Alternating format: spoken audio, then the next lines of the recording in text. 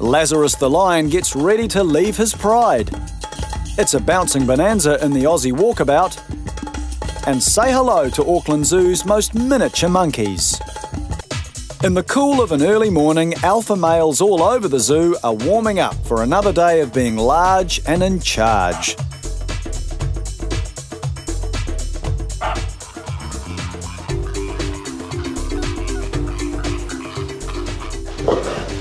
I know, come here. At the back of the lion's den, something very exciting is happening. Lazarus, the king of Pride Lands, is going overseas. This is our lion kitchen. It's one of the service areas we have for our lions, and this is Lazarus, who's joining me now. Here's the one heading over to Australia. He's really quite nice. He's really food motivated, so he's always here if you're cutting up meat or doing anything with meat. He's always quite curious and having a look and seeing what you're doing.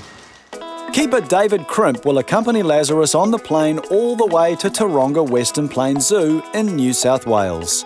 One of my favourite animals to watch is absolutely the lions. They live in these big family groups, but they've all got these very different personalities, and it's quite amazing to watch them all work together and just see how they sort of come together to become this big family group. With the big journey still a month off, there's plenty of time for planning. As the lions lounge in their dens, Keeper Catherine gets their enclosure ready for the day. There's a couple of reasons why Laz is being transferred off to Australia. And number one is Laz has actually already sired cubs here at Auckland Zoo, and Nala, being the subordinate male, hasn't. And Nala's actually number one on the stud book list, so his genetics are very important for breeding here in the Australasian area. Nala's trying to be dominating over Lazarus, who's a dominant male, which is causing a bit of aggression within the pride. So with Laz gone, hopefully Nala will breed number one and also step up to the big job. The boys are the first to be let out for the day.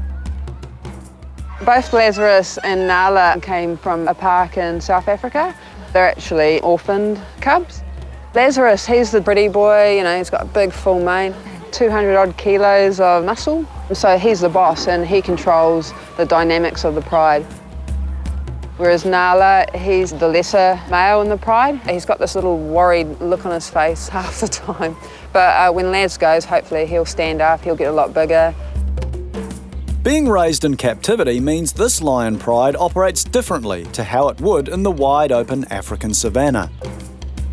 In the wild, they've got a lot larger area, so you can have two or a few more males. Whereas here, you know, it's a lot smaller, so they're both competing for that dominance. With Laz leaving, hopefully the dynamics will change. Laid-back Lazarus will take it all in his stride as the team prep him for his big OE.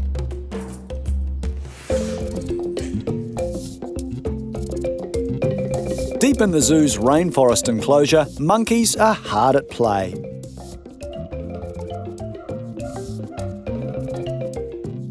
Visitors who look carefully will see the tiny pygmy marmosets, June and Pedro.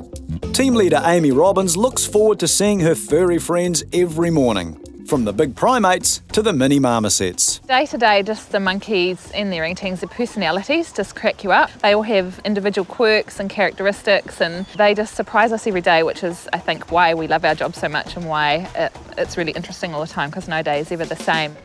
For Amy, the pygmy marmosets present their own special challenges. They're quite freaky little monkeys. They're scared of a lot of things, which is natural being such a little monkey and therefore very susceptible to predators. So we've been building up our relationship with them for the last sort of 12 months. Pygmy marmosets are native to the tropical forests of South America. They're so small they can sit in the palm of your hand.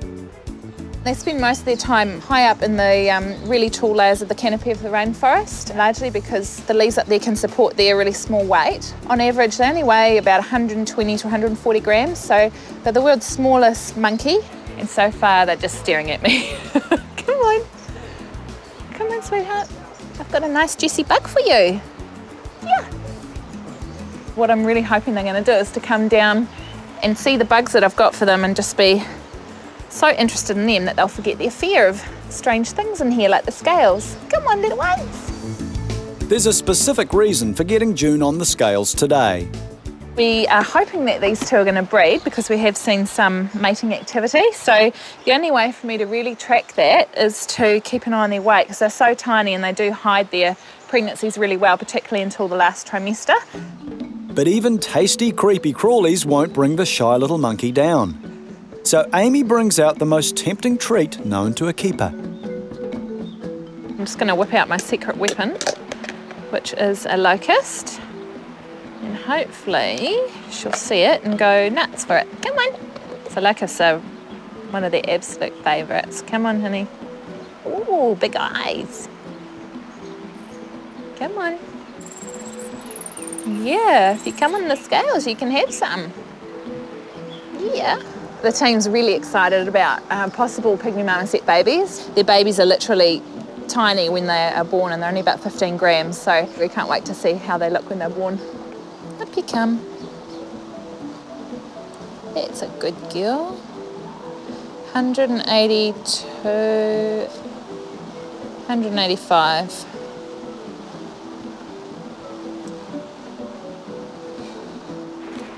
What a little sturgeon bug. So that's about 40 grams difference between them, which is pretty significant. June's weight gain might be down to a baby, but Amy knows there are no guarantees. It's a matter of wait and see.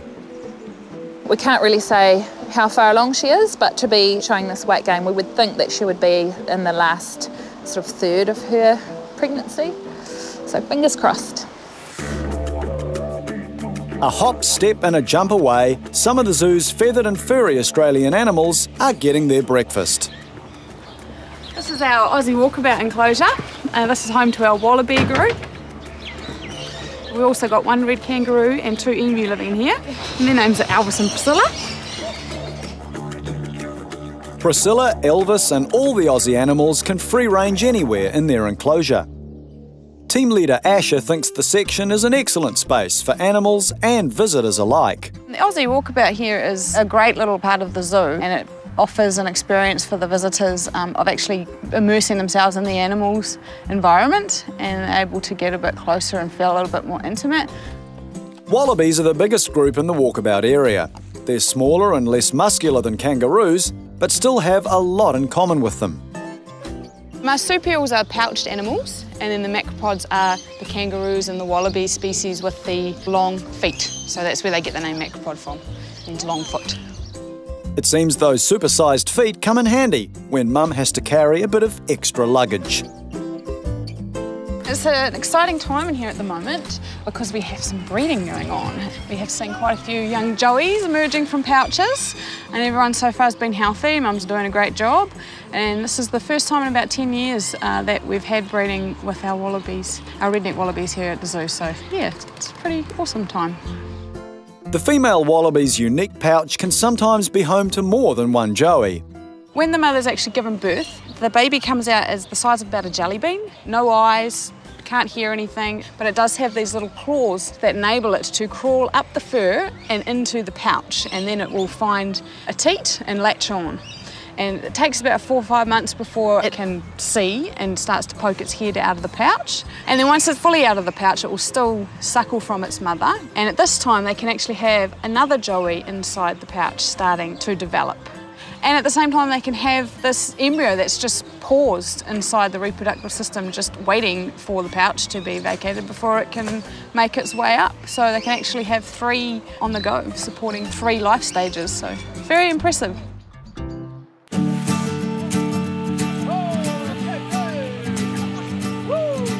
Auckland Zoo is home to nature's greatest show-offs. The biggest, the smallest, medium and miscellaneous. Across at the Aussie Walkabout, redneck wallabies are nursing baby joeys for the first time in 10 years. But extra tasks go hand in hand with what appears to be a mini population explosion. Today is a very big day for us, and it's a big day for our wallaby group. We're actually going to be catching up most of them, if not all of them, so that we can do ear tagging, microchipping, sex the youngsters and give them a quick health check at the same time. It's not something that we do very often because it is quite a big ordeal for them and for us. So it's going to be an action-packed day. The aim today. Mustering wallabies is not for the faint-hearted. Luckily, expert wallaby wrangler Susie knows just what to do, and she has a large team to help. Give it a go, but don't chase them. Let them go. We'll do another sweep. So we just want to keep it calm, push the ones in that we can. The team sweeps the walkabout lawn, gently pushing the wallabies towards the capture corral. All right, so we'll just start the first sweep. Most of them are up in that top corner.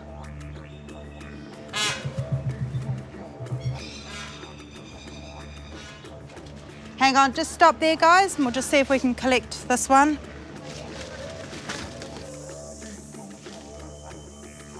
Got her. Can I have a bag, please? It's a promising start. So far, the wallabies aren't worried. Oh, they've got another one. They've got a second one.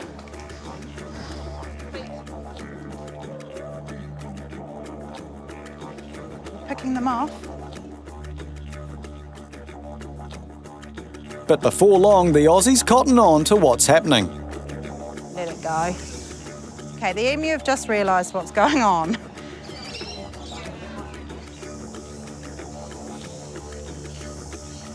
Come on, sweetie.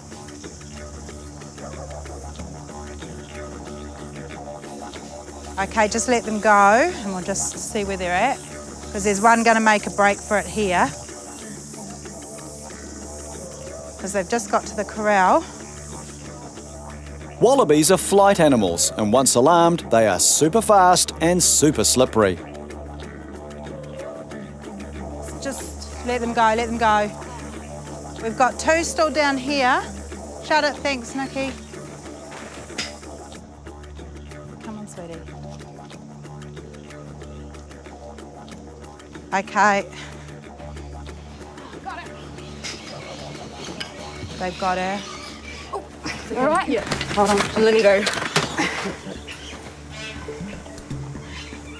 I can handle it now if you want to go. Melissa, take it the other side, please.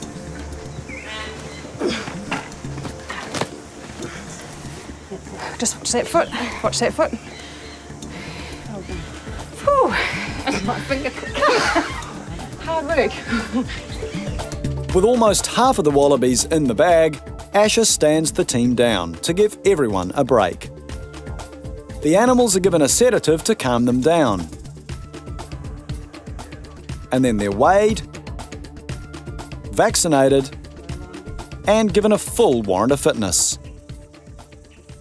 Guys, I think that went really well with catching up a number of the wallabies, so we managed to get 5 of them today. Check our 2 joeys that we needed to determine the sex of, and they were both females, so they didn't need castration. And we also got some collateral swabs, and we vaccinated them all. So yeah, good work. Cool, thank you. It's never entirely straightforward, this kind of exercise. So we didn't get all the animals that we wanted to get.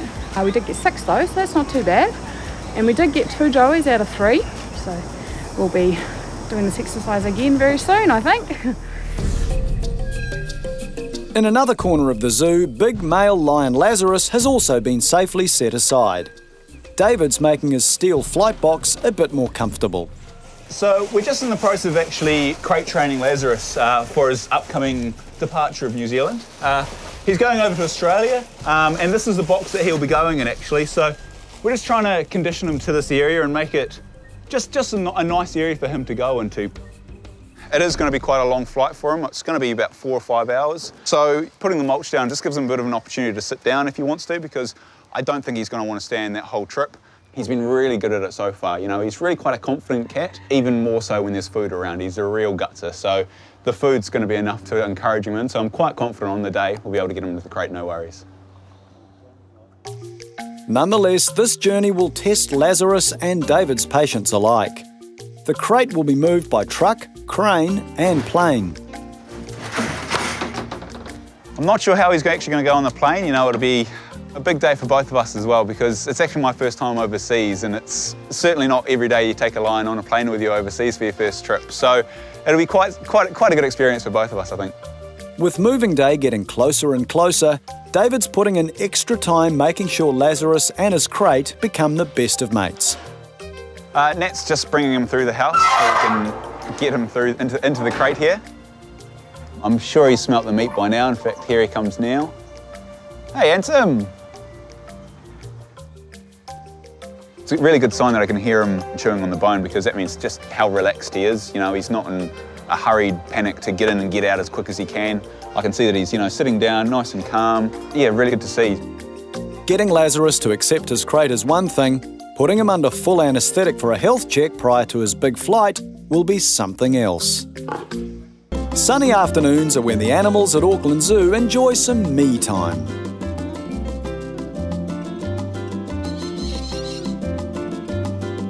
And monkey pair Janiro and Gabby are amongst the brightest, giving visitors a swinging slice of South America.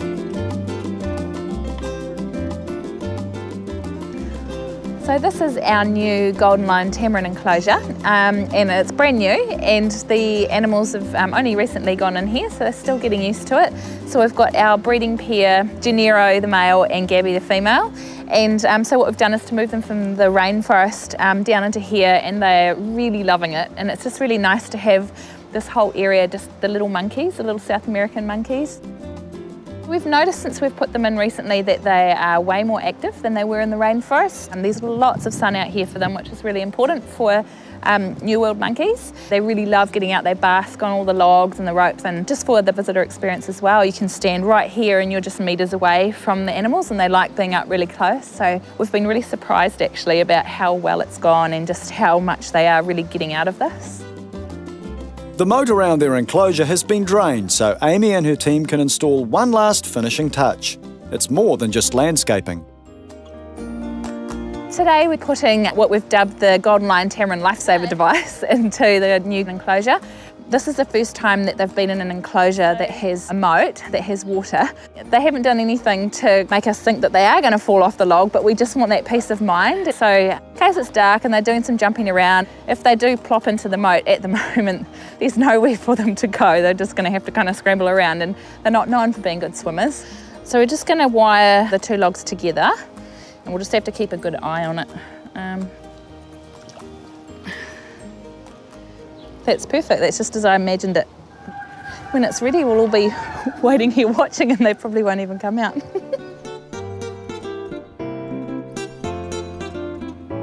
think Gabby's going to come out first. There she is. She's the braver of the two. Definitely notice something's going on. Weary.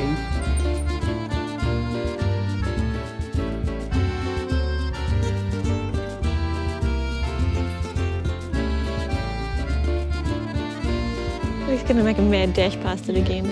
Oh. It's really good. We've really surprised ourselves at how much we're enjoying this exhibit as well as the animals.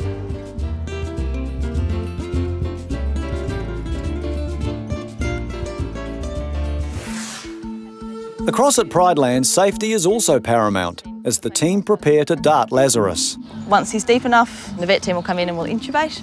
And then when we're completely happy that the anaesthetic is under control, we'll start the actual quarantine check. Today we're just giving Laz an anaesthetic just to give him a full check over.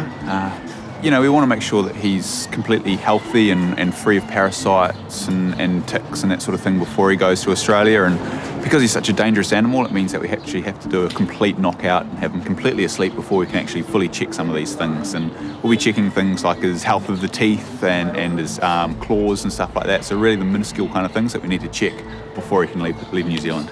As Lazarus is led into his den, Vet Bonnie has only one shot with the dart.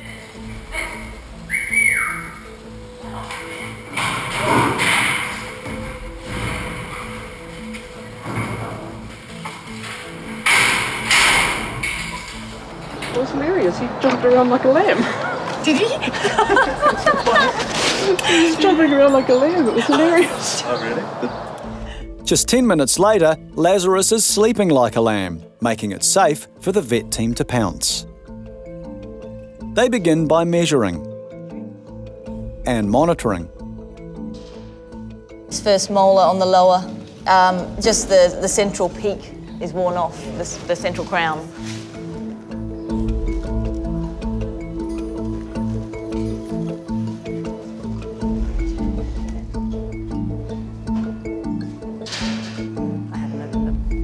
This is a rare and welcome chance for the big cat's devoted keepers to get close to His Majesty. He almost seems a lot bigger from this close up, you know. We're used to seeing him from quite a distance away, so, you know, even seeing the size of him and how thick his mane is, and these are the sort of opportunities that we don't get to take, so it's really quite incredible being this close to him.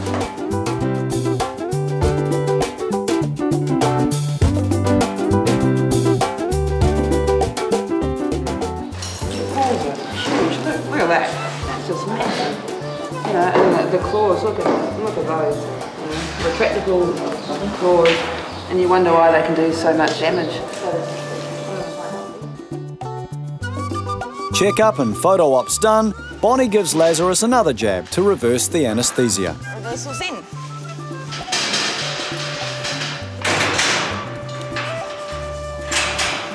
All in all, that went really well. He was down for about an hour, which gave the vets plenty of time to check what they needed to check and get right in and check his teeth in detail and check his eyes and check his ears and things that we just can't do any other day. So, yeah, it went really well. I will miss him big time when he goes.